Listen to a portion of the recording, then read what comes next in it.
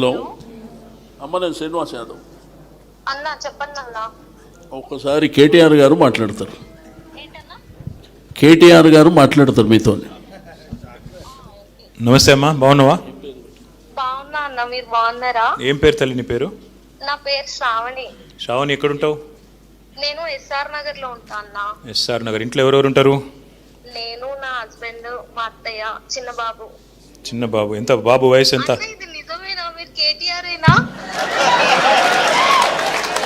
మీటింగ్లకు వెళ్ళి మాట్లాడుతున్నా తల్లి, పబ్లిక్గా మాట్లాడుతున్నా మీటింగ్లకు వెళ్ళే. మరి ఓ, థ్యాంక్ యూ సో మచ్ అన్న. Thank you Shravani. ఇంతకు అన్న, మీకు ఒక విషయం తెలుసా? చెప్పు.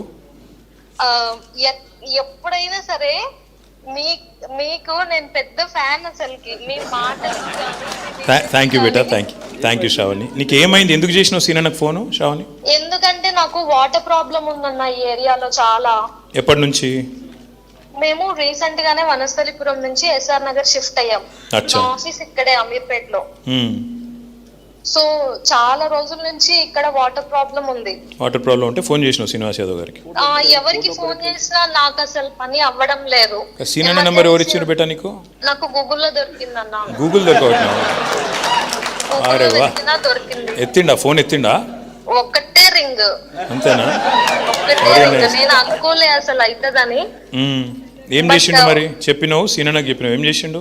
చెప్పినా ఇమ్మీడియట్ గా ఇప్పుడే కాల్ చేయిస్తా అన్నాడు. అన్న వాళ్ళ పిఏ కాల్ చేసిండు. నాకు కరెక్ట్ 1.5 hours లో ట్యాంకర్ నా ఇంటి ముందు ఉంది. మరి ఇట్లా పని చేసే నాయకులుంటే పనికి వచ్చే నాయకులుంటే అట్లుంటే శ్రావణి. అంతే అన్న. మరి ఆబ్వియస్ గా పనికిరాని వాళ్ళందరూ తీసుకొని డబ్బులు సంపాదించుకుంటూ దేనికన్నా. నువ్వు ఆయన తిట్టేవా? నువ్వు లైవ్ లో ఉన్నావు బిడ్డ, నువ్వు తిట్టకు. ఓకే గానీ రీసెంట్ గా మేడిపట్నం వెళ్ళినా అన్న.